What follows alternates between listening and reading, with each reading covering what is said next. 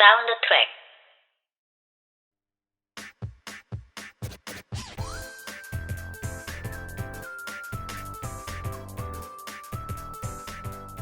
안녕하세요. 저는 H고요.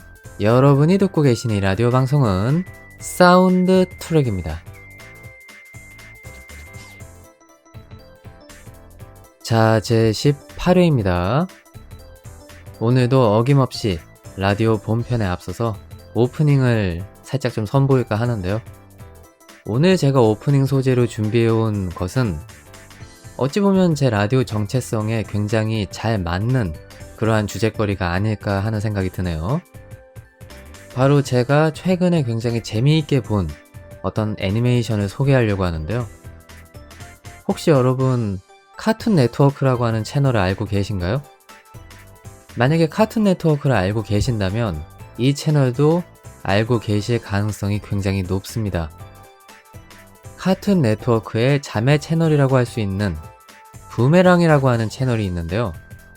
거기서 오후 8시경쯤에 썸머 캠프 아일랜드라고 하는 작품이 방영되고 있습니다. 이상하게 인지도가 많이 약해요. 그래가지고 여러분들에게도 전파를 한다는 차원에서 약간 홍보성 멘트를 좀 날려보는 건데, 제가 정확히 방영하는 요일은 모르겠어요. 항상 한 8시경쯤에 부메랑을 틀면 이 애니메이션이 방영을 하더라고요. 그래서 여러분들에게도 그 소식을 살짝공 전해봅니다. 자, 근데 뭐 명색이 홍보성 발언을 하고 있는 거라고 하면은 이 작품에 대한 어떤 분위기 정도는 전파를 해드려야겠죠, 당연히. 그래서 제가 이 작품에 대해서 느꼈던 것들을 아주 간단 명료하게 말씀을 드려본다면, 여러분 아마 어드벤처 타임이라고 하는 작품은 워낙에 인지도가 강력한 작품이니까 다들 알고 계실 거라고 생각이 되거든요. 그 작품을 예로 들게요. 만약에 어드벤처 타임이 극한의 사랑스러움과 극한의 귀여움을 추구하면 딱 요런 작품이 나올 것 같아요. 그 정도로 이 작품이 약간 전개적인 측면을 봤을 때 굉장히 4차원적인 그런 스토리를 지향하는 작품임과 동시에 귀여움과 사랑스러움을 추구하고 있는 작품이어서 굉장히 편안한 마음으로 감상을 할 수 있거든요. 어떤 미스터리라던가 이런 걸 추구하는 약간 좀 겉과 속이 다른 그런 종류의 작품이 절대 아니고요. 초지일관, 굉장히 귀엽고 사랑스럽게, 단지 스토리는 굉장히 변화무쌍하게 그렇게 전개가 되는 작품입니다. 그리고 이 작품의 성우진들도 저는 개인적으로 굉장히 눈에 띄더라고요. 오피셜 정보는 아닌데 제가 귀피셜로 저의 귀에 의존해서 캐스팅을 좀 유추해보면 일단 이호산 성우님이 등장합니다. 그리고 김현지 성우님, 정유미 성우님, 김도영 성우님, 그리고 이분은 제가 성함을 잘 몰라서 이렇게 잘 말씀 못 드리겠는데 원로 성우분이시고요. 파파 스머프 역할을 하셨던 걸로 기억이 나는데 김태훈 성우님이었나요? 제가 정확하게는 잘 기억이 안 나는데 어쨌든 그러한 캐스팅으로 이 작품을 꾸며나가고 있습니다.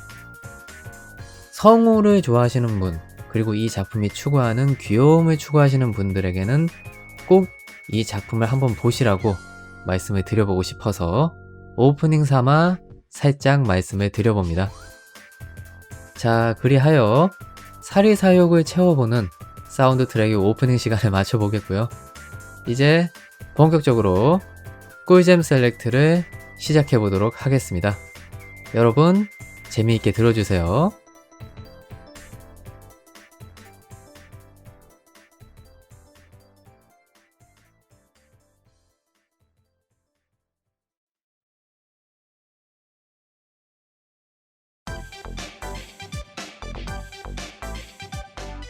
꿀같은 날에는 꿀꿀한 작품 어떠신지요? 리뷰 비스무리한 그것, 사운드 트랙의 꿀잼 셀렉트 시간입니다.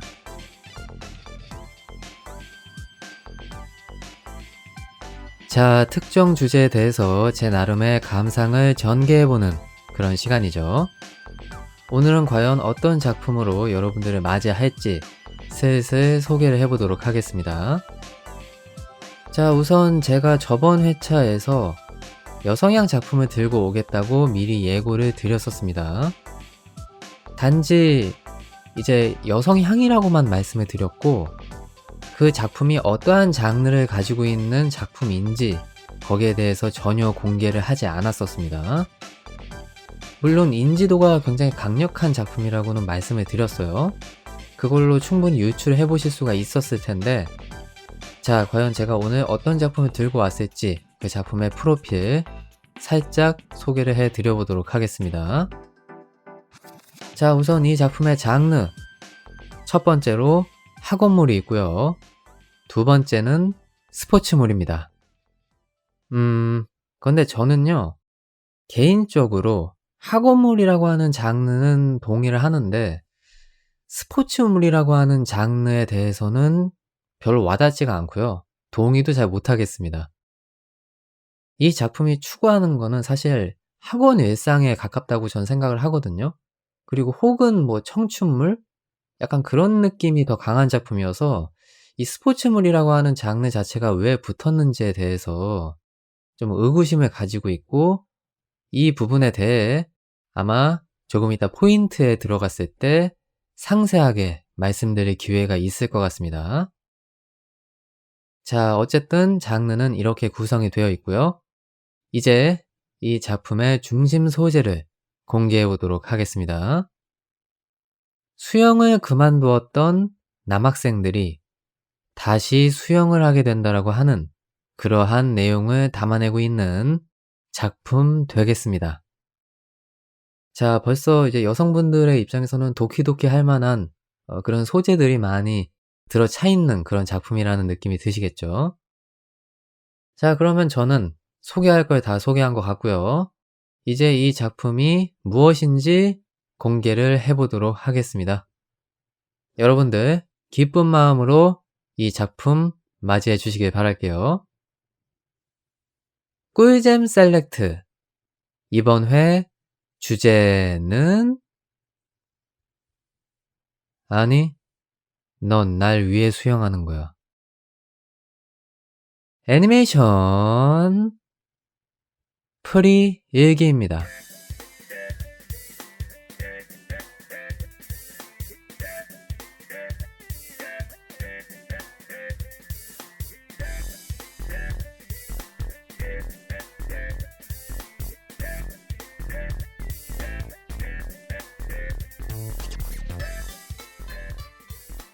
나와 너의 차이를 알려줄게. 나나세 하루카, 타치바나 마코토, 마츠오카 린, 하지키 나기사. 그들은 초등학교 졸업 전 대회에서의 우승을 끝으로 각자 다른 길로 나아간다. 이윽고 시간은 흘러 고등학교 생활을 헛되이 보내던 하루카 앞에 돌연 린이 나타난다. 그리고 하루카에게 승부를 걸며 압도적인 힘을 선보인다. 그 후 하루카는 마코토와 나기사, 류가자키 레이와 함께 이와토비 고등학교 수영부를 설립하게 되는데,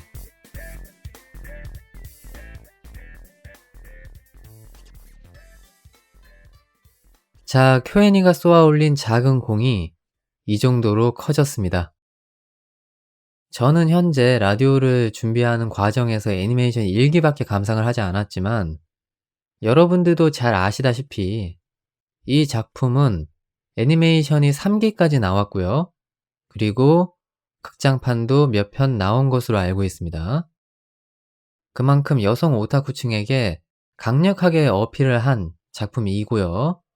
그리고 일부 남성 오타쿠층에게도 강렬한 인상을 남긴 그런 입지전적인 작품이라고 할 수가 있겠습니다.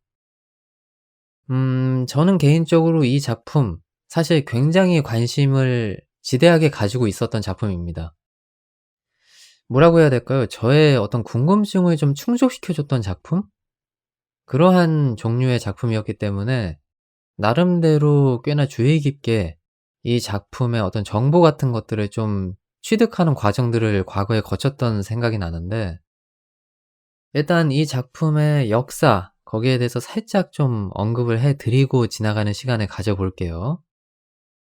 우선 이 작품의 근본은 쿄애니의 자사 홍보 영상, 거기에서 이제 처음 등장을 했던 작품이었죠. 일명 수영복을 입고 있는 남정네들이 굉장히 산뜻한 웃음과 포즈로 우리들을 맞이해주는 그런 종류의 CM이었는데, 당시에 이 영상이 굉장히 센세이션한 인기를 구가했던 적이 있었습니다. 전 세계적으로 조회수가 엄청나게 튀어버리는 현상이 생겨서 이 홍보 영상이 당시에 애니메이션을 사랑하시던 모든 오타쿠층의 화두 중 하나였거든요. 그리고 여러 가지 이제 객관적인 데이터들 내지는 자신의 감을 들고 와서 이 작품의 진로에 대해서 고민하는 그러한 여론들이 꽤나 존재했던 걸 저는 기억하고 있습니다. 그때 어떤 식의 논리들이 부딪혔었냐면, 일단 첫 번째로 이 작품은 애니화가 될 수 없다.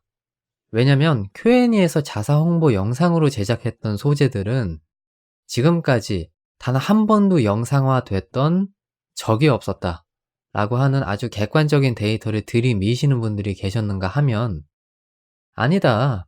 이 작품은 무조건적으로 큐애니에서 애니화가 될 수밖에 없다. 왜냐면 지금 현재 전 세계적으로 조회수가 폭발하고 있는 영상이라고 하면 큐애니도 돈의 냄새를 맡을 것이다. 그리고 기업이라고 하는 건 원래부터 자본의 논리에 휩쓸릴 수밖에 없는 것이기 때문에 이 작품이 이 정도의 잠재력을 가지고 있는 아주 달콤한 과실이라고 하면 당연스럽게도 Q&A가 군침을 흘릴 수밖에 없다 라고 하는 논리를 들고 오시는 분들도 계셨습니다. 그래서 결론적으로는 어느 분이 이겼나요? 맞죠? 후자가 이겼죠. 그리고 당시에 저의 시선도 후자가 훨씬 더 설득력이 있다고 생각을 했었어요. 이 세상에 절대라고 하는 논리는 없는 거거든요. 언제든지 자신이 추구하지 않았던 무언가를 추구할 수도 있는 것이고 새로운 시도를 즐길 수도 있는 거죠. 그 점에 있어서 저는 이 작품이 애니메이션화가 될 거라고 생각을 했었고, 결론적으로 애니메이션화가 아주 잘 되었습니다. 다만 정보 정도만 취급을 했던 것뿐이지 이 작품을 감상한 건 사실 이번이 처음이에요. 왜냐면 당시에 저는 여성향 애니메이션을 그렇게 즐기던 사람이 아니었기 때문에 저의 궁금증 정도만 충족시켜주는 애니메이션으로서만 가치를 두고서 지켜보고 있었죠. 그런데 드디어 라디오를 함과 더불어서 이 작품을 감상하게 되었습니다. 프리에서 과연 어떠한 포인트들이 존재하고 있을지 여러분들 재미있게 감상을 한번 해보도록 합시다. 자, 그러면 첫 번째 포인트 돌입을 해보도록 하죠. 자, 제가 선택한 첫 번째 포인트입니다. 제목을 한번 이렇게 정해봤습니다. 학원 일상의 특이점이 온다. 우선 이 포인트를 말씀드리기 이전에 제 오타쿠 역사에 대해서 살짝 여러분들에게 말씀을 드려보는 시간을 가져야 될 것 같습니다.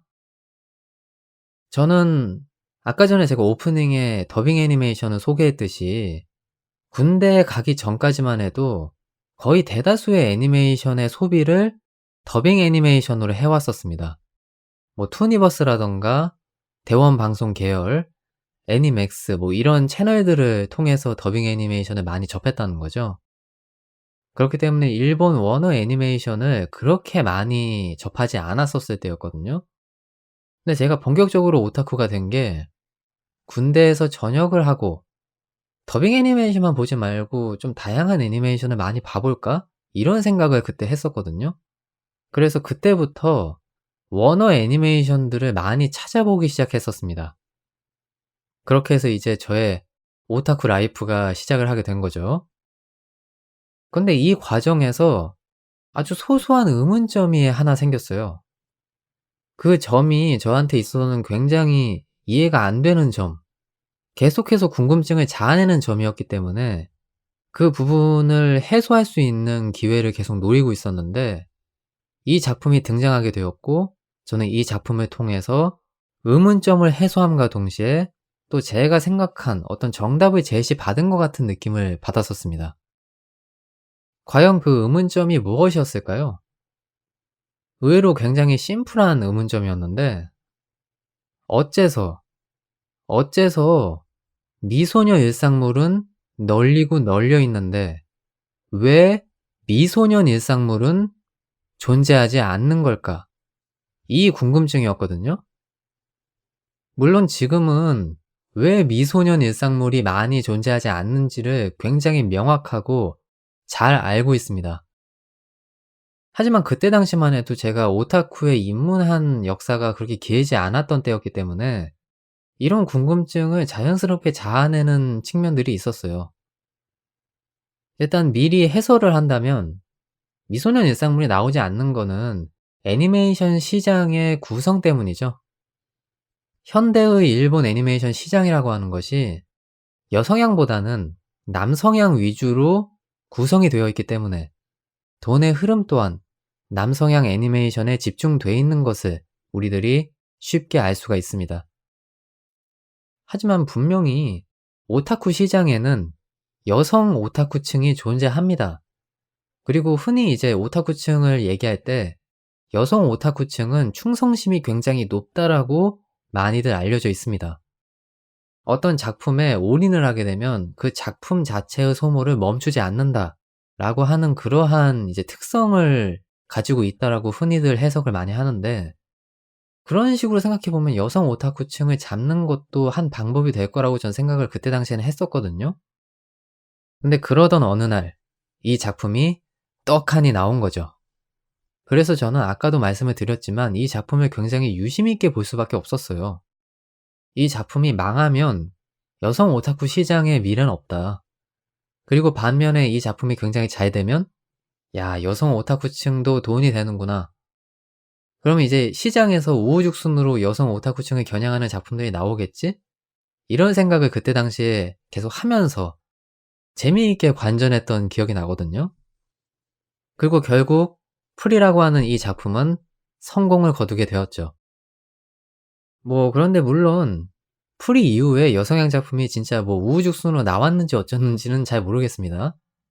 저에게 있어서 가장 큰 궁금증은 풀이가 성공을 할 수 있을 것이냐 말 것이냐가 관건이었기 때문에 그 부분에 많이 집중을 했던 기억이 나네요.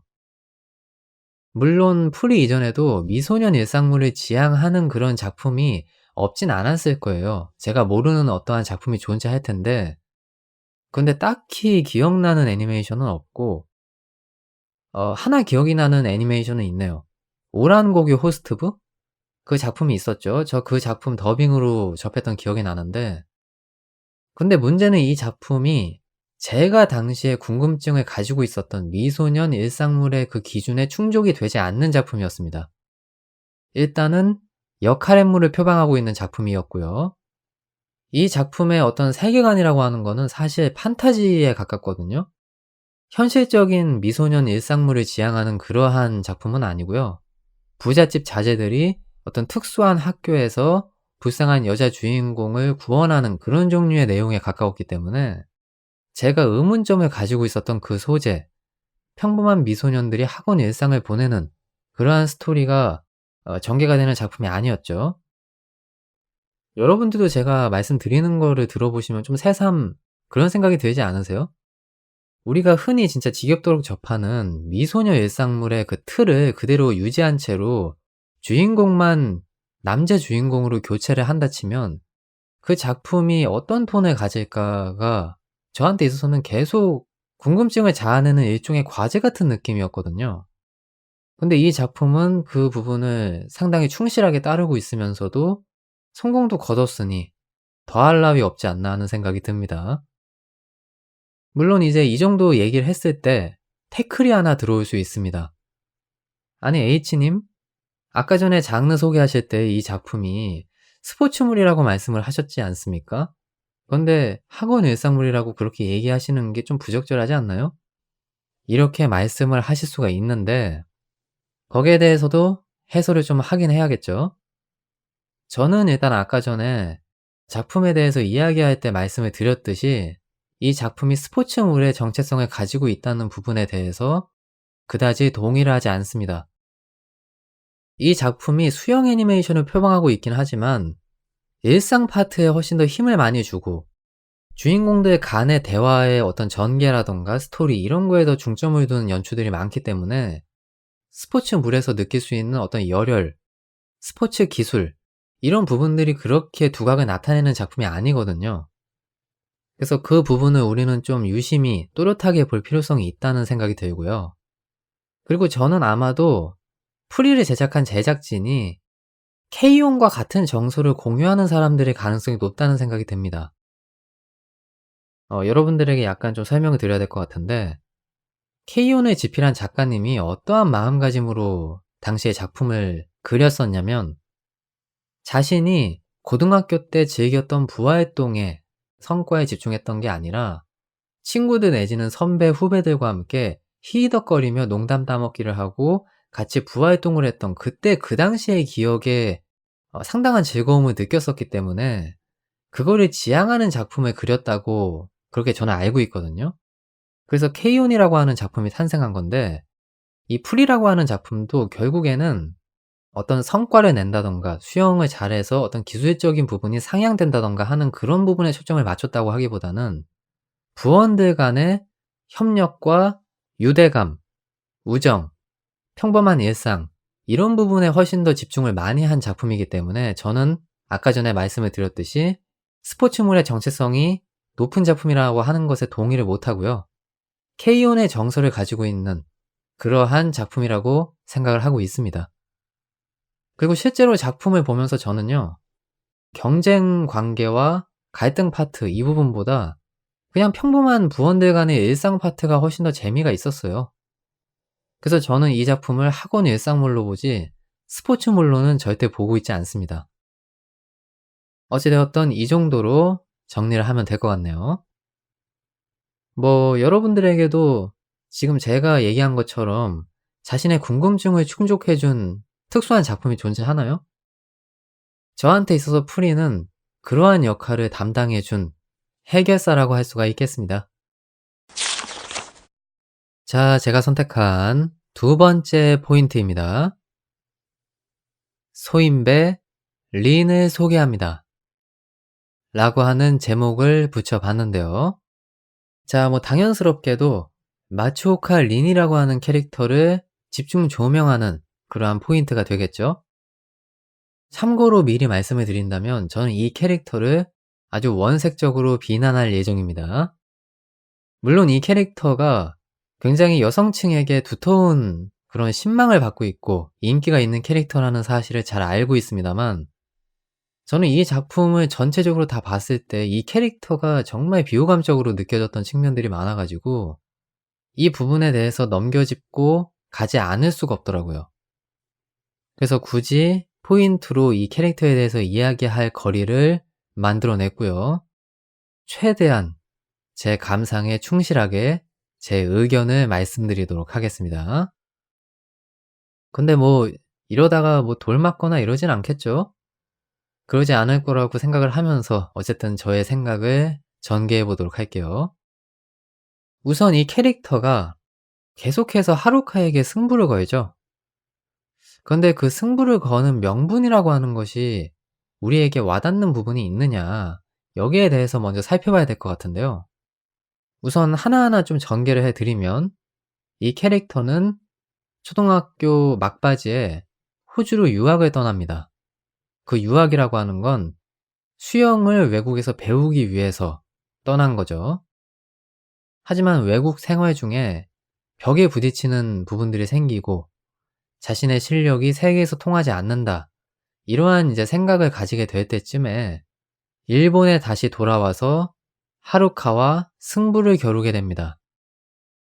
그리고 결론적으로 하루카한테 졌습니다.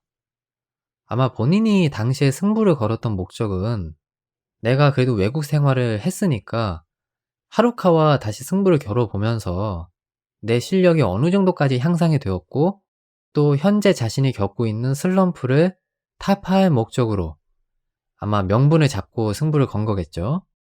근데 거기서 져버렸기 때문에 홧김에 수영을 그만두겠다고 울부짖고 하루카 앞을 떠나버립니다. 하지만 이 캐릭터는 결론적으로 고등학생이 돼서 하루카와 재회할 때까지 수영을 굉장히 열심히 잘 배운 것으로 보입니다.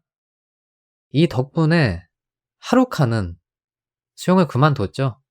뭐 어쨌든 이거는 좀 이따 얘기를 하도록 하고, 린에게 있어서 그때의 기억이 굉장히 강렬하고 트라우마처럼 심어졌던 부분이 있었는지 계속 이제 하루카에게 집착을 하는 모습을 보입니다. 그리고 자신이 세계 무대로 나아가기 위한 어떤 통과 의례라고 생각을 하는 것 같아요. 하루카와의 승부에서 이기는 것이. 그러한 이제 명분을 가지고 계속해서 하루카를 귀찮게 구는 캐릭터로 등장을 하는데, 일단 본인이 인식하지 못한 잘못이 두 가지 있습니다. 일단 첫 번째로 아까 제가 얘기하려다가 말았던 본인과의 수영 때문에 하루카는 중1 때 수영을 그만둡니다. 자신이 친구에게 아픔을 줬다는 그 사실, 수영으로 그러한 원인을 제공했다는 사실에 상당한 충격을 받았기 때문인지 하루카는 중1 때 수영부를 완전히 떠나버렸죠. 그리고 아마 제가 생각하기에는 마코토 같은 경우도 워낙에 이제 하루카와 밀접한 관계를 가지고 있는 그런 친구이기 때문에 같은 시기에 수영을 그만두지 않았을까 하는 생각이 듭니다. 어찌되었던 하루카가 이 덕분에 고등학교에서 이와토비 수영부를 다시 만들기까지 완전히 허송세월을 보내면서 그렇게 삶을 무의미하게 보내고 있는 모습을 우리는 지켜보게 되었죠. 그리고 또 한 가지 린이 인식하지 못한 잘못은 본인과의 승부에서 하루카가 지고 난 이후에 하루카가 이제 여차저차해서 이와토비 수영부원들과 헌계영에 참여를 하게 되었잖아요. 근데 그 과정에서 하루카는 자신이 받았던 그 충격을 극복하고 홍계영을 통해서 이와토비 수영부원들과 우정을 나누고 뭔가의 성과, 쾌감 이런 것들을 나누는 연출들이 나옵니다. 근데 린이 그걸 보면서 그냥 한 번 이겼으면 장땡이지, 본인도 사메지카 고등학교에서 혼경에 참여하겠다라는 얘기를 하고 그것 때문에 이와토비 수영부원들에게 혼란을 심어주는 그러한 상황이 발생했었죠. 그리고 결론적으로 레이는 거기서 철저하게 외부인의 포지션에 가까웠기 때문에 린이라고 하는 캐릭터와 아예 접점이 없는 캐릭터잖아요. 그런 상황이었기 때문에 대회 당일까지 자신의 존재 가치, 부원들이 생각하는 자신의 모습 이런 것들에 대해서 복합적으로 고민을 하고 의문점을 가지게 되고 결국에는 자신의 자리를 양보하기까지 이르는 이러한 이제 손해를 보게 되었다는 거죠. 그런 부분들로 우리들 생각을 해봤을 때 린이라고 하는 캐릭터가 굉장히 민폐를 끼치고 있는 캐릭터임에는 도저히 부정할 수가 없다라고 저는 생각을 합니다. 그리고 뭐 단지 인식을 못한 부분은 인식을 못한 거니까 그러려니 하는데 그냥 캐릭터가 하는 대사들이나 보이고 있는 행태들을 보면 별로 정이 저는 잘 안 가더라고요. 그냥 이렇게 정리하면 될 것 같아요. 밉상. 그래서 제가 좀 심기가 거슬러졌던 특정 대사들을 좀 가지고 와 봤습니다. 여러분들이 이 대사에 대해서 어떤 식으로 느끼시는지도 한번 고민을 해보시길 바랄게요. 자, 우선 첫 번째로 1화에서 린이 보였던 대사. 너 아직도 얘네들이랑 어울려? 이러한 이야기를 하죠. 근데 이거는 본인과 한때 굉장히 우애가 깊었던 친구들이었는데 너 아직도 이런 애랑 어울리냐고 하루카한테 인신공격 내지는 그냥 친구들 자체를 폄하하는 내용인 거잖아요. 이러한 태도를 보이고 있는 캐릭터가 과연 현실에서 인간관계를 어떻게 형성하고 있을지 저는 도저히 감이 잡히질 않더라고요. 뭐 어쨌든 이거는 애초에 시비를 걸 목적으로 이야기를 한 거라고 생각하면 마음 편하기 때문에 그러려니 넘어갈게요. 근데 이제 4화에서 또다시 저의 심기를 거스르는 대사가 또 나옵니다. 하루카에게 단도직입적으로 이런 얘기를 하죠. 넌 날 위해 수영하는 거야. 이게 지금 말이 되는 대사인지 저는 살짝 미묘하게 바라봤었거든요. 아니 하루카가 하루카 본인을 위해서 수영을 하지 왜 린을 위해서 수영을 하죠? 그리고 이 대사가 왜 나왔는지 맥락 자체는 알겠는데 결국에는 하루카는 본인의 앞날을 열어줄 수 있는 그러한 소모품 내지는 도구에 지나지 않는다라는 인식을 가지고 한 대사라고밖에 저는 생각이 안 되거든요. 물론 홧김이라고 쳐도 자신의 수영 인생과 하루카의 수영 인생의 어떤 그 접점, 이기지 못한 거에 대한 울분, 또 동일시하는 어떤 부분들, 이런 것들이 이제 복합적으로 느껴지는 대사인 건 사실인데 어찌 되었든 간에 살짝 좀 사람을 너무 자신 중심적으로 그렇게 두고선 발언하는 것처럼 느껴져 가지고 이기주의성이 약간 짙게 느껴지는 그런 대사라고 저는 평가를 합니다. 자, 그리고 이제 7 화에서 결국에는 하루카를 그렇게 골탕 먹이고 힘들게 만들더니 이겼어요. 하루카한테 이겼습니다. 근데 따억하니 이제 이드살을 날리죠. "이제 두 번 다시 하루카 너와 수영할 일 없어." 이것 때문에 하루카가 엄청난 정신적 충격을 받거든요. 아까 4 화에서 얘기했던 그 대사의 연장선상이에요. 본인 볼 일 끝났으니까 단물만 쪽 빨아먹고 "하루카 너 버려." 이런 식의 관점으로 이 대사를 쳤다고 밖에 저는 생각이 들지 않기 때문에 굉장히 밉살스럽고 이 캐릭터를 시원하게 죽방 한 대 때리고 싶은 그런 정도까지 약간 좀 격해지는 측면이 있었습니다. 그리고 이제 여기에 쐐기를 박는 게 8 화. 거기서 이제 부원들이 하루카의 행방을 찾고 있는 과정에서 린과 마주쳤을 때 린이 이러한 대사를 날리죠. "야, 나한테 진 게 그렇게 충격적이었나 봐." 아니 본인이 먼저 졸렬하게 이야기를 했으니까 하루카가 거기에 대해서 뭐 마음이 상했을 수 있는 거잖아요 어쨌든. 근데 그런 식으로 비아냥을 또 늘어놓는 과정, 또 부원들과의 어떤 관계 형성을 제대로 하기 싫다라고 하는 의지가 표명되는 그러한 과정을 거치는 대사라고 밖에 생각이 안 들었기 때문에 아주 그냥 꼴보기가 싫었어요. 근데 이래 놓고 나중에 혼경하는 주인공들을 보면서 지도 다시 그때의 그 감각 되찾겠다고 또 홍계영 나와 가지고는 그렇게 일을 벌리지 않습니까? 아 참 한숨이 나오는 것 같네요. 최종적으로 정리를 한다면 이 캐릭터의 정체성이라고 하는 것이 너무 지나치게 호전적이고 또 일정 부분 이제 '현실 도피라는 측면들이 보인다.'라고 하는 것이 굉장히 저한테 있어서는 좀 거리끼는 부분이었어요.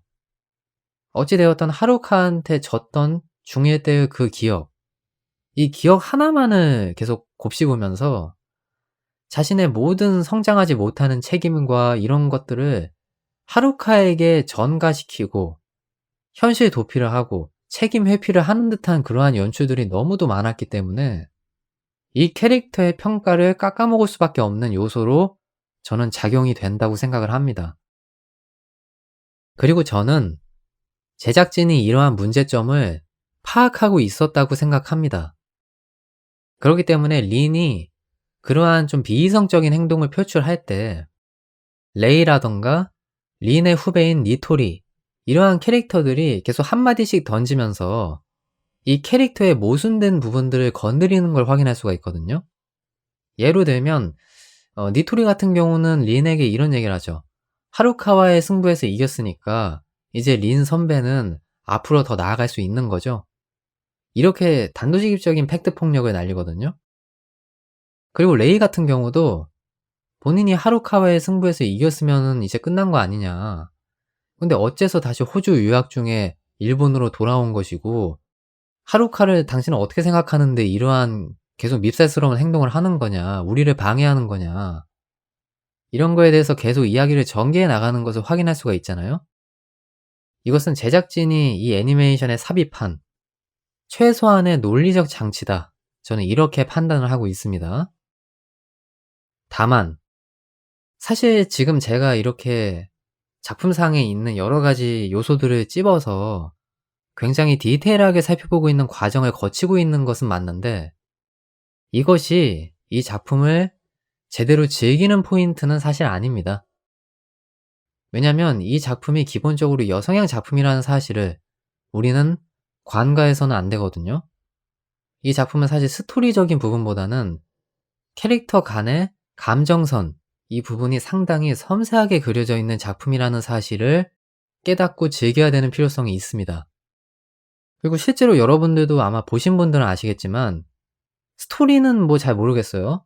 여러 가지 태클 걸 만한 것들도 많고 이상 야릇한 부분도 분명히 있기 때문에 그 점은 잘 모르겠는데, 린과 하루카가 서로에 대해서 어떠한 감정을 품고 있는지, 현재의 기분 상태가 어떤지, 상대방 때문에 어떠한 감정이 휩싸여 있는지, 그들이 최종적으로 그들 사이의 간격을 어떤 식으로 채워나가는지, 이 부분이 정말 굉장히 섬세하게 그려지고 있는 작품이거든요.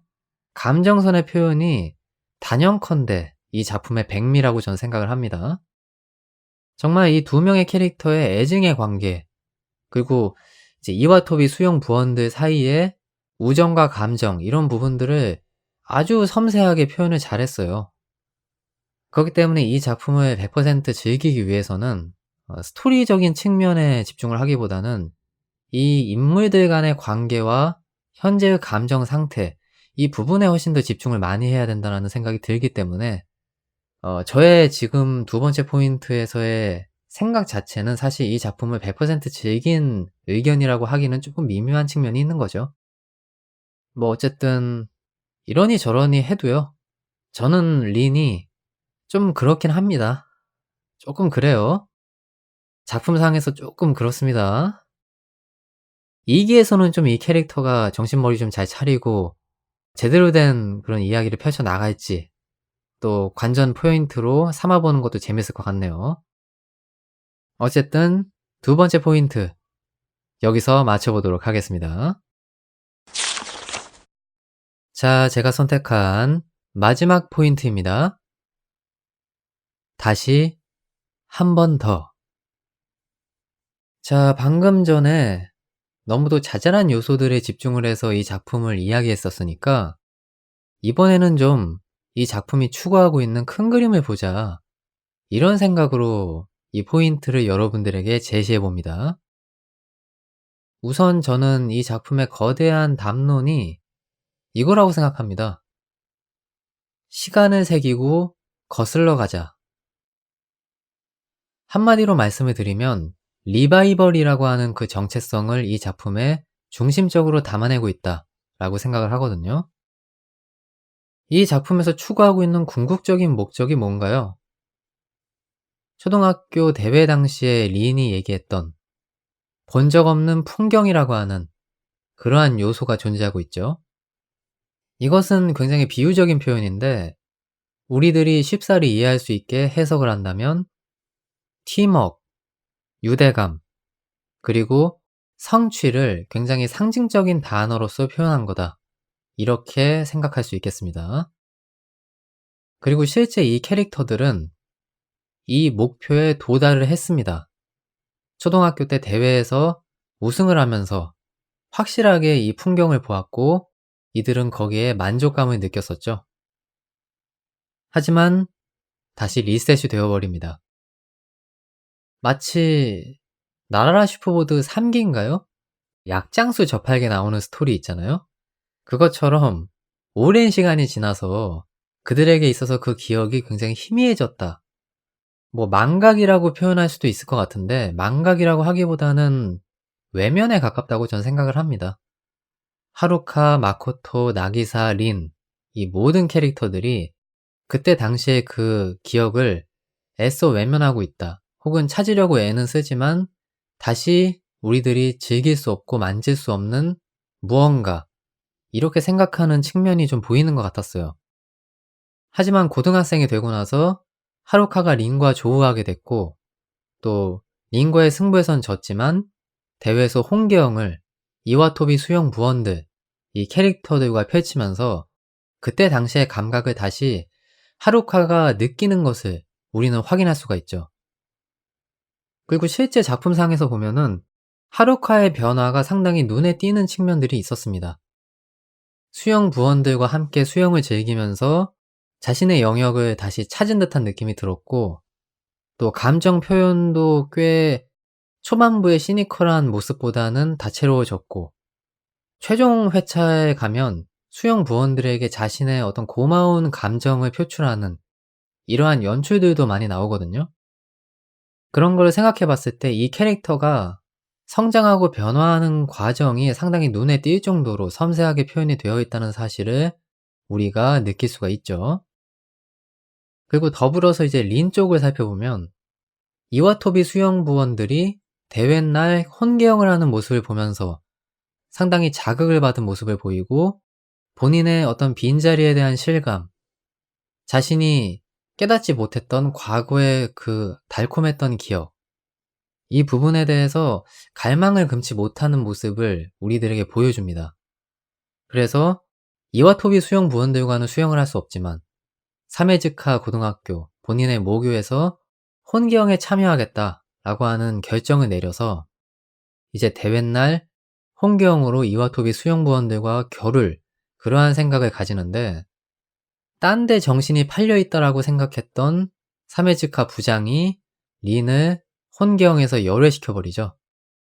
그래서 린이 다시 좌절을 맛보게 되고 본인이 중학교 때 했던 그 행동처럼 수영을 진짜 그만두려고 하는 모습을 보이는데 이때는 이제 이와토비 수영 부원들이 린을 구원해주는 장면이 나오죠. 어찌됐든 그 과정에서 린이 가지고 있던 아픔과 삐뚤어진 감정 이런 것들이 치유되는 그러한 모습을 우리들이 또 확인할 수가 있었습니다. 그리고 이제 기승전결적으로 봤을 때 초창기에는 린이 본인의 친구들에게 지금껏 보지 못한 풍경을 제공했다라고 하면 고등학생이 되어서는 이와토비 수영 부원들 그리고 친구들이 린에게 그때의 그 풍경을 다시 한번 선사해주고 오랜 그 과업을 깔끔하게 청산하는 이러한 이제 형태로서 우리들에게 다가왔다는 것이죠. 그래서 플롯 자체로만 봤을 때는 꽤 흥미롭고 재미있게 느낄 만한 여지들이 생기고 쿄에니 측에서 제시하고 있는 그 큰 그림이 우리들에게 꽤나 감정적으로 다가올 수 있는 그러한 요소들이 많이 존재한다고 생각합니다. 다만 이제 결말부에 대한 호불호는 이러니 저러니 또 갈릴 수밖에 없죠. 이게 멀리서 보면 비극이고 가까이서 봐도 비극이거든요. 그러니까 이와토비 수영부원들을 제외한 외부자의 입장에서 그 상황을 보면 그렇기 때문에 이와토비 수영부원들에게 감정이입을 하지 못한 시청층들이 결말에 대해서 좀 안 좋은 이야기를 할 수도 있겠다 이런 생각이 좀 들었던 측면이 있습니다. 뭐 여기에 대해서 어떠한 감정을 가지고 계시는지는 제가 잘 모르겠지만은 어쨌든 우리는 이 작품의 큰 그림을 조금 더 유심하게 관찰할 필요가 있다 라고 하는 생각을 끝으로 저는 꿀잼 셀렉트를 맞춰보도록 하겠습니다. 자, 뭐 여러 가지로 굉장히 길게 얘기를 하긴 했는데 과연 제가 맥락을 제대로 잘 짚었는지는 언제나처럼 잘 모르겠네요.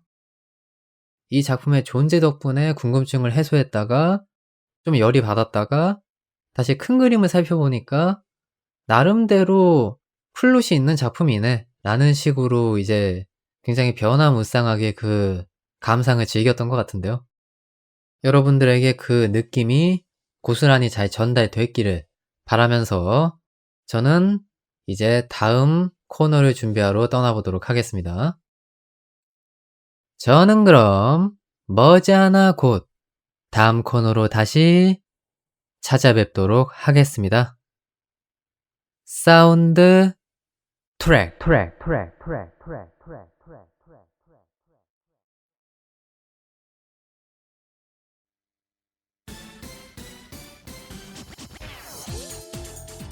잼 없는 날에는 잼잼한 펀치 어떠신지요? 비판 비스무리한 그것 사운드 트랙의 노잼 셀렉트 시간입니다. 자, 대외적인 비판 여론을 탐구해보는 시간이죠. 자, 풀이라고 하는 이 작품 여러모로 다양한 의견들이 표출되고 있는 작품이라고 할 수가 있는데요. 이번 노잼 셀렉트에서 제가 중점으로 다뤘던 거는 일기 방영 당시의 여론을 최대한 취합하는 거였습니다.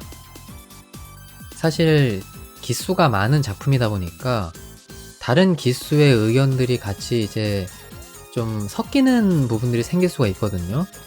근데 저는 이제 정확하게 풀이 일기만을 다루는 걸 주목적으로 하고 있기 때문에 최대한 그때의 그 감성, 그때의 시선 이런 것들을 취합하는 데 집중을 많이 했다는 사실을 여러분들이 좀 간파해 주셨으면 좋겠다라는 생각이 좀 듭니다.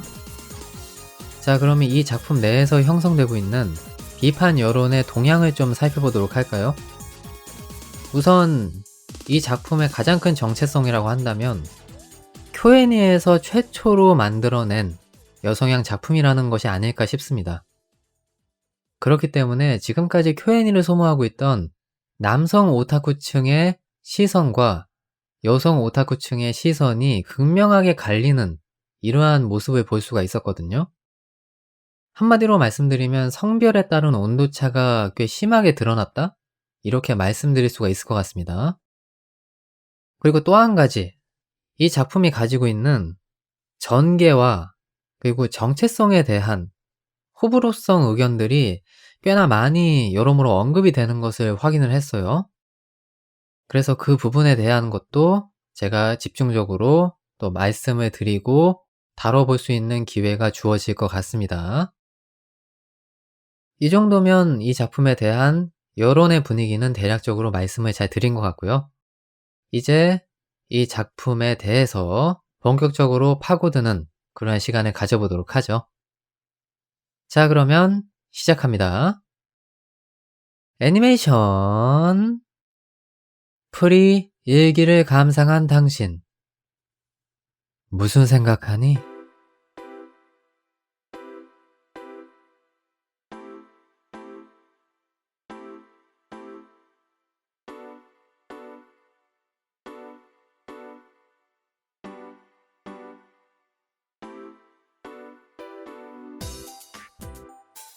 게이라고 놀리지 말아요.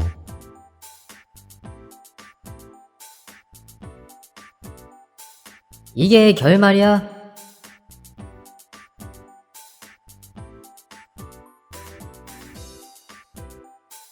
스포츠물은 어디 있죠?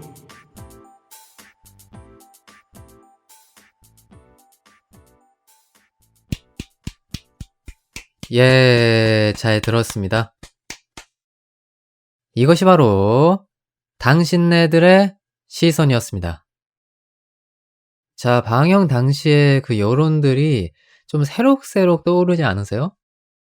저도 사실 좀 잊고 있던 감각이었는데 여론들을 취합하는 과정에서 이제 전체적인 맥락들을 보니까 아, 맞아. 이 작품 방영 당시에 이런 여론들이 많이 좀 형성이 돼 있었었는데 나는 왜 이때 그 감각을 잊고 있었지? 이런 생각이 좀 얼핏 들더라고요. 그래서 여러분들에게도 좀 새로운 감각을 다시 심어줄 수 있는 그런 부분이지 않을까 싶어가지고 꽤나 기대가 되고 또 더불어서 걱정도 됩니다. 잘 얘기를 해야 될 텐데 말이죠. 어찌되었던 여론들을 씹고 뜯고 맛보고 즐겨보는 그런 시간을 가져보도록 하겠습니다. 자, 여러분의 첫 번째 시선입니다. 이 작품이 게이물인가요? 라고 하는 종류의 시선들이 상당히 많이 존재했던 그 당시의 그 때를 여러분들도 잘 기억하고 계시죠? 자, 근데 이게 뭐 초창기 수식어인지 아니면 현재도 진행 중인 수식어인지는 잘 모르겠습니다. 뭐 어찌되었던 이 작품에서 씻을 수 없는 오명이라고 할 수 있죠. 일명 수영 게이. 이러한 명칭으로 상당히 오랜 시간 고통을 받고 있는 대표적인 작품이라고 할 수가 있겠습니다. 아마 이러한 여론이 생긴 가장 큰 원인이라고 한다면 작품의 주인공 구성이 전부 다 남자로 되어 있다는 것이 가장 크겠죠. 물론 이제 여성 캐릭터들이 등장을 하지 않는 건 아닙니다만 비중이 상당히 낮고 그다지 집중적으로 조명돼서 그려지지 않기 때문에 어디까지나 제가 아까 전에도 말씀을 드렸지만 남자 캐릭터들을 중심으로 한 그러한 일상물 내지는 학원물에 가깝기 때문에 남자분들이 상당히 반감을 가지고 계신 것 같아요. 그래서 우리는 진짜 이 작품이 일단 게이물인지 아닌지 거기에 대해서 좀 살펴봐야 될 필요성이 약간이나마 좀 존재하는 것 같아서 그 부분들을 좀 살펴보겠습니다. 뭐 우선 연출적인 부분을 좀 살펴보면 좋을 것 같다는 생각이 드는데요. 이 작품, 여성향 작품이기 때문에 확실하게 팬 서비스 차원의 장면들이 많이 등장해 줍니다.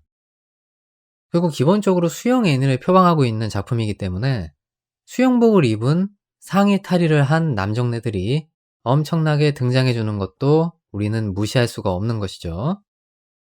그리고 이제 캐릭터 간의 연출들과 더불어서 좀 노렸다고 생각되는 약간 동성애적인 코드를 자극하는 장면들이 있는 것 또한 사실이에요. 예를 들면 6화에서 나왔던 하루카가 마코토에게 인공호흡을 시전하려고 했던 그 장면을 보고서 많은 이제 여성 오타쿠층께서 대략 만족을 했던 그러한 그 부분들이 존재하는데, 이게 사실 인공호흡이라고 하는 게 그다지 뭐 그런 행동은 아니잖아요, 사실. 인간의 생명을 살리기 위한 상당히 존엄한 그런 행위이고, 그 부분에 대해서 우리들이 뭐 이상하게 봐야 될 필요성은 없지만 시각적인 부분을 생각해 봤을 때 키스를 좀 형상화하는 듯한 표현이긴 하죠. 그렇기 때문에 이제 많은 분들이 그런 식으로 생각을 하시는 장면이 아닐까 하는 생각이 드는데, 뭐 어쨌든 그러한 장면 이외에도 상당히 상징적으로 보일 만한 장면들이 많이 곳곳에 존재합니다. 그리고 또 한 가지, 제가 생각할 때는 이 부분도 상당히 주요한 부분이라고 생각을 하는데요.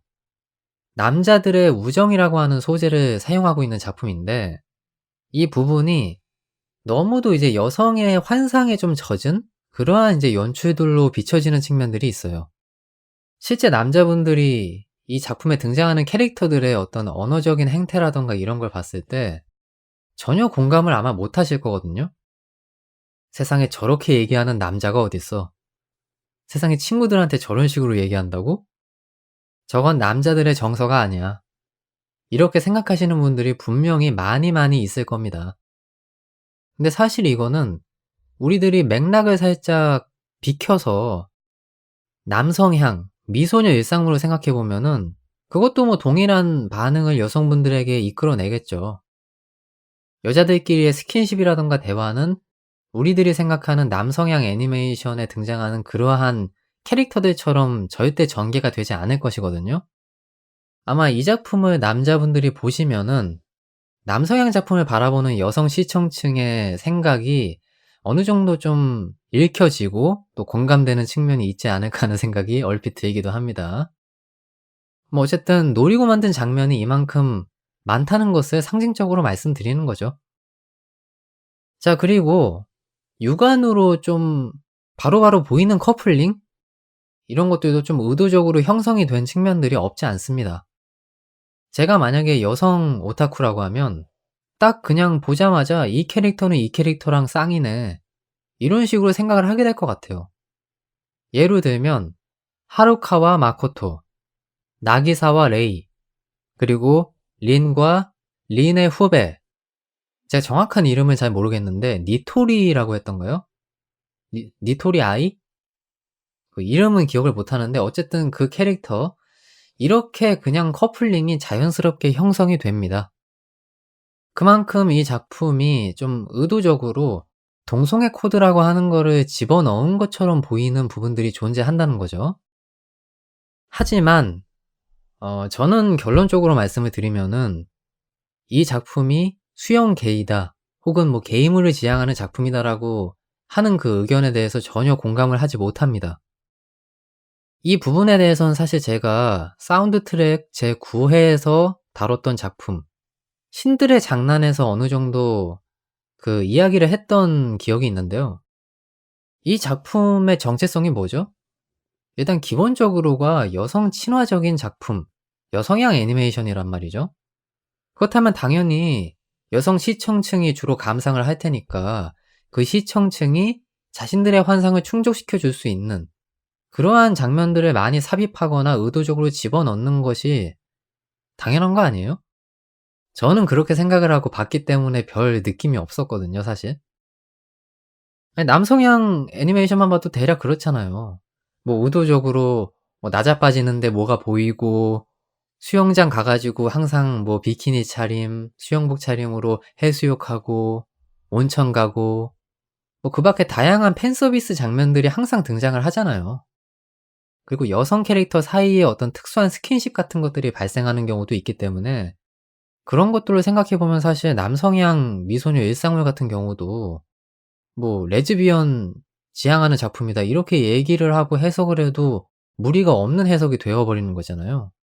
그런 것처럼 약간 좀 이 남성 시청층 사이에서 수영 게이라고 하는 호칭이 붙은 거는 제가 생각할 때는 '내로남불적인 기질이 들어가 있는 거다.' 이런 생각이 좀 드는 측면이 있습니다. 그리고 실제 작품상의 내용들을 종합적으로 보면 전혀 동성애를 지향하는 작품이 아니거든요. 남자 간의 우정을 그린 작품, 그리고 벌어졌던 사이가 어떤 식으로 봉합이 돼서 다시 친하게 이 캐릭터들이 지내게 되는지 그런 거를 서술하고 있는 작품이라고 말씀드리면 그게 딱 맞고, 거기에서 더 나아가서 어떤 뭐 사랑의 감정 이런 것들이 느껴지는 측면 이런 거는 전혀 존재하지 않는 작품이기 때문에 과한 해석이라는 생각이 저는 일단 듭니다. 그렇기 때문에 이 의견에 대해서는 절대적으로 부정적인 생각이 들고요. 아마도 제가 뭐 좀 지레짐작하기에는 이 작품의 비주얼이나 정보만 취득을 한 상태에서 1차원적으로 내린 결론이 아닐까 하는 생각이 전 들어요, 사실. 이 작품을 아마 제대로 감상하신 남자분들이라고 하면은 '좀 과한 연출이 있긴 하네.' 이 정도의 감상을 느낄 뿐이지 제가 생각하는 것처럼 어떤 그런 종류의 작품이라고 느끼시진 않을 거라고 생각합니다. 뭐 이 작품은 그러니까 이렇게 정리하면 딱 맞을 것 같아요. 남자들의 우정이라고 하는 소재를 여성의 시각으로 구성한 작품이다. 그 정도로만 해석을 해서 이 작품을 접근하시면은 그것이 옳은 해석이 아닐까 하는 생각을 굉장히 주관적으로 내려보면서 저는 첫 번째 시선을 여기서 마쳐 보도록 하겠습니다. 자, 여러분의 두 번째 시선입니다. 결말에 대한 호불호 명백하게 갈리고 있습니다. 자, 어찌 보면은 꿀잼 셀렉트에서 제가 소개했던 그 포인트들과 일정 부분 겹치는 그런 시선이라고 할 수도 있겠어요. 총체적으로 봤을 때 이 작품의 스토리가 엄청나게 허접하다, 내지는 그것과 관련된 악평들이 이 작품의 비판 여론으로 형성되어 있는 것을 확인할 수가 있었습니다. 특히나 이제 그중에서도 결말에 대한 부분이 상당히 혹평을 받고 있는 이러한 것을 볼 수가 있었는데, "결말이 완전 병맛이다. 다 된 밥에 재 뿌리는 것도 유분수지 이런 식은 아니다." 이렇게 격한 반응을 보내시는 분들도 계시더라고요. 그리고 이제 몇몇 리뷰글을 보면은 이런 식의 마무리를 지으시는 분들도 계셨는데, 초창기에는 이 작품이 경쟁 분위기를 계속 강조하면서 그러한 이제 노선으로 계속 나아가는 줄 알았는데, 갑자기 최종화에 들어와서 억지 감동 코드를 미는 듯한 이러한 이제 부분들이 보여 가지고 좀 거부감이 약간 들었다. 이렇게 아주 시니컬하게 리뷰를 남기시는 분들도 몇 분 보이더라고요. 이거는 사실 큐앤이 입장에서 생각해 보면은 굉장히 찰지게 뼈를 때리는 그러한 리뷰라고 할 수가 있겠죠. 그리고 저도 이 의견에 상당 부분 동조를 하는 편입니다. 제가 아까 전에도 말씀을 드렸었죠. 결말 부분은 사실 아무리 냉정하게 봐도 상당히 황당합니다. 비유적으로 제가 말씀드렸던 게 떠오르는데, 멀리서 봐도 비극이고요, 가까이서 봐도 비극이에요. 주인공들에게 감정이입을 하지 않는 이상 이 전개 자체가 절대 납득이 될 수가 없는 거거든요, 사실. 이거는 순전히 그냥 이와토비 수영부 원들이 자신들의 입속을 챙기기 위해서 대의를 희생한 이러한 걸로밖에 보이지 않기 때문에 비판을 받아도 사실 할 말이 전혀 없다고 생각을 합니다. 단지 저는 작품의 중반부부터 이 작품을 어떻게 봐야 되는지 감이 왔었어요. 제가 꿀잼 셀렉트 이야기할 때도 말씀을 드렸던 내용인데 이 작품은 감정선을 표현하는 능력이 탁월한 작품입니다. 그렇기 때문에 그 부분에 포인트를 두고 감상을 해야지 스토리 쪽에 두고서 감상을 하면은 좀 납득이 되지 않거나 맹점이 보이는 점들이 워낙에 많아요. 그래서 그 부분에 집중을 하지 않고 스토리 위주로 보신 분들이라고 하면은 당황을 많이 할 수 있는 그러한 여지들이 많이 있겠죠. 뭐 어찌 되었든 납득이 안 되는 측면이 많다는 것 저도 굉장히 동의하는 사실이고요. 그 점이 이 작품에서 상당히 아쉬운 부분이다. 이렇게 정리를 할 수 있을 것 같습니다. 그리고 더불어서 그러한 전개 때문에 사실 손해본 캐릭터들이 많이 있잖아요.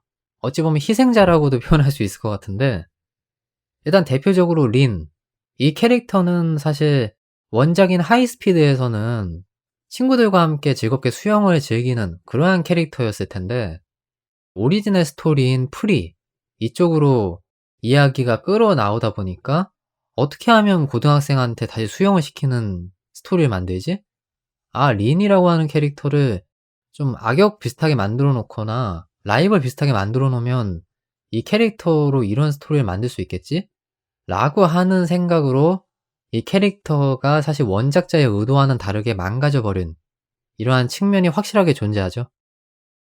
그리고 린이랑 더불어서 철저하게 프리 오리지널 캐릭터에 해당하는 레이, 이 캐릭터도 희생양이죠. 이 캐릭터는 너무 오리지널 캐릭터이기 때문에 주인공들과 접점이라는 게 아예 없어요. 그렇기 때문에 철저하게 외부자의 포지션을 보이고 있고 또 이제 어떤 분들은 레이가 왕따에 가깝다 이렇게까지 해석하시는 분들도 많더라고요. 그래서 이 작품이 그런 부분들에서는 좀 섬세함이 덜했다. 감정선을 표현하는 그 섬세함을 조금이라도 스토리에다가 쏟아부었다라고 하면 이러한 여론이 생기지 않았을 수도 있겠다라고 하는 그러한 이제 아쉬움이 반영되는 측면이 분명히 존재한다고 저도 생각을 하고 동의를 합니다. 뭐 여러분들은 어떻게 생각하시는지요? 저는 제 생각을 뭐 있는 그대로 말씀을 드리긴 했는데 저랑 반대의 느낌을 받으시는 분들도 분명히 존재할 수 있겠죠? 이 작품 스토리 납득이 된다. 그분들의 시각, 피드백 해주시기 바라겠습니다. 자, 여러분의 마지막 시선입니다. 이 작품의 스포츠물로서의 정체성, 여기에 대해서 묻는 의견들이 또 꽤나 존재하는 걸 확인했습니다. 이거는 저의 시선과는 명확하게 대척점에 존재하는 그런 의견이라고 할 수가 있겠죠. 저는 이 작품이 일상 중심적이어야 된다고 꿀잼 셀렉트에서 앞서 말씀을 드렸었는데요. 아마도 이제 이 작품의 스포츠물로서의 정체성, 이거를 묻는 분들은 프리라고 하는 작품이 하이큐나 겁쟁이 페달과 같이 땀내를 느낄 수 있는 그런 스포츠물이었으면 좋겠다고 기대를 떠안고서 감상하신 분들의 가능성이 높죠. 그리고 결론적으로 그 믿음은 좌절되었고 이들은 실망을 금치 못해서 이러한 의견을 남겼다라고 정리를 할 수가 있겠습니다. 근데 이분들이 이제 입을 모아서 말씀하시는 것들이 뭐냐면 나는 4회까지는 꽤 괜찮게 봤다. 근데 5회부터는 도저히 못 보겠더라. 이렇게 말씀을 하시는 경우들이 있었거든요. 그래서 4회가 도대체 무슨 내용이었는지 확인을 해보니까 새로운 수영부원으로 레이가 들어왔는데 이 캐릭터가 맥주병이에요. 그래서 이 캐릭터한테 수영을 가르치는 이러한 이제 연출들이 등장하는 것이 4회였거든요. 아마 제가 생각하기에는 이분들이 4회까지의 전개를 보고서 아, 이제 동료를 모아서 본격적인 수영 애니메이션으로서의 정체성, 그러한 장면들이 많이 등장을 해 주겠구나 이렇게 생각을 하셨던 것 같아요. 하지만 결론적으로는 학원 일상물에 가까운 그러한 전개들이 계속 이어지는 것들을 우리들이 알고 있죠. 이런 것들을 생각해 봤을 때 그분들이 아쉬워하는 감각이 어떤 감각인지도 우리는 충분히 유추해 볼 수 있죠. 어찌 보면은 뭐 적절한 표현일진 모르겠는데 큐에니가 실책을 범한 것으로 해석을 할 수도 있다고 봅니다. 만약에 이 작품이 스포츠물로서의 정체성이 어느 정도 섞여 있는 그런 종류의 작품이었다라고 하면은 남성 시청자들도 일부 끌어모을 수 있는 그러한 원동력이 되지 않았을까 하는 생각이 들거든요. 물론 역사에 만약이라는 건 없습니다. 그리고 실제로 그거를 시행했다고 해도 남성층과 여성층을 모두 다 잡을 수 있었을지 없었을지는 우리들이 알 수가 없죠. 다만 저는 이렇게 생각하는 것이 사회차까지 봤다? 라고 하면 이분들은 여성향 작품인데도 불구하고 그런 것들을 감수하면서 나름대로 관대한 시선으로 이 작품을 봐왔다는 얘기가 되는 거잖아요. 그런 거를 생각해 봤을 때 저와 같이 이제 여성향 작품이니까 이 정도 연출은 가능하지 라고서 이제 지켜봤는데 여기에 살짝 스포츠물로서의 정체성 이것만 좀 잘 잡혀있다라고 하면 그냥 계속 완주를 하셨을 수도 있겠다는 생각이 드는 거죠. 그러한 관점으로 생각해 보면은 Q&A 측에서는 상당히 아쉬움을 금치 못할 수도 있는 영역이 존재한다고 저는 생각을 합니다. 근데 하지만 앞서 말씀을 드렸듯이 저 H가 추구하고 있는 그 관점과는 명백하게 상반되어 있는 그러한 이제 의견이기 때문에 격하게 동의를 해야 될지 반대를 해야 될지에 대한 그 정체성이 좀 흔들리는 측면이 있습니다. 저는 뭐 꿀잼 셀렉트에서 아까 지겹도록 얘기했던 내용인데 이 작품이 오히려 일상 파트가 더 많아야 되고 학원 일상물로서의 정체성을 더욱더 강조하는 작품이었어야 됐다라고 말씀을 드렸었잖아요. 그런 상황이다 보니까 이 작품이 스포츠물로서 나왔으면은 제가 이거를 과연 재미있게 잘 봤을까? 이런 생각이 또 한편으론 들어가지고 어느 장단에 춤을 춰야 될지 잘 모르겠지만 뭐 어쨌든 지극히 이제 기업의 관점에서 남자 시청층을 끌어모을 수 있는 어떤 기회를 Q&A 측에서 날려버렸다고 하는 생각이 드는 측면이 좀 있어가지고 거기에 대한 코멘트를 살짝 남겨봤네요. 여러분들은 어떻게 생각하시나요? 자, 그러면 여기서 이제 슬슬 노잼 셀렉트도 마무리를 지어보도록 하겠습니다. 오랜 시간 들으시느라 고생이 참 많으셨죠? 항상 정리를 할 때마다 내가 생각한 게 맞나? 아니면 다른 사람의 시선이 더 맞나? 이런 식으로 좀 생각을 해보게 되는데 뭐 제 라디오라는 걸 생각하면서 항상 주인의식을 갖고 제 의견이 맞다는 식으로 항상 생각을 하면서 살고 있습니다. 뭐 여러분들의 피드백이 좀 있다면 더욱더 질 높은 라디오가 되지 않을까 하는 생각이 드네요. 언제나처럼 그런 부분들을 기대해 보면서 저는 노잼 셀렉트를 줄여보겠고요. 이제 엔딩에서 여러분들을 배웅해 보도록 하겠습니다. 다시 만나도록 하죠.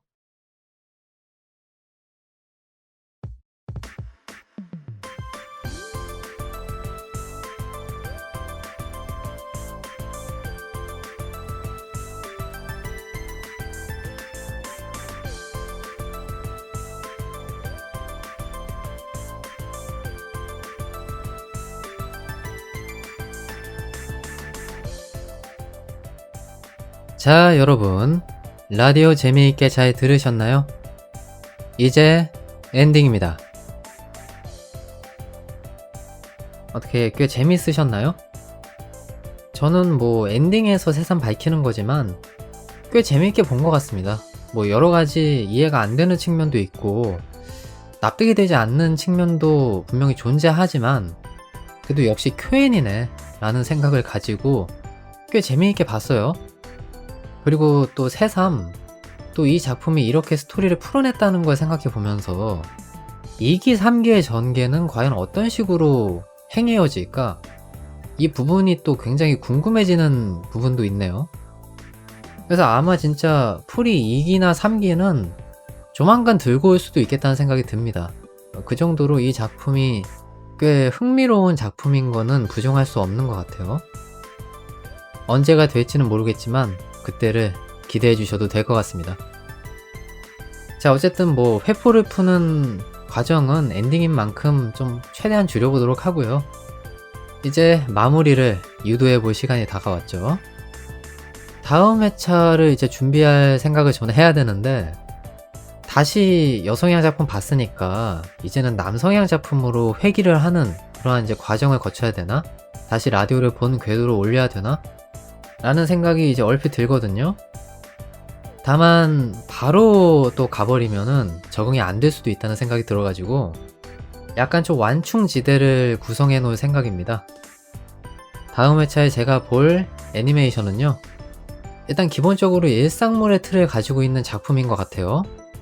그런데 제가 알고 있기로는 약간의 로맨스가 좀 섞여 있는 그런 종류의 작품이라고 저는 알고 있기 때문에 그 부분으로 완충지대를 좀 삼아보도록 하겠습니다.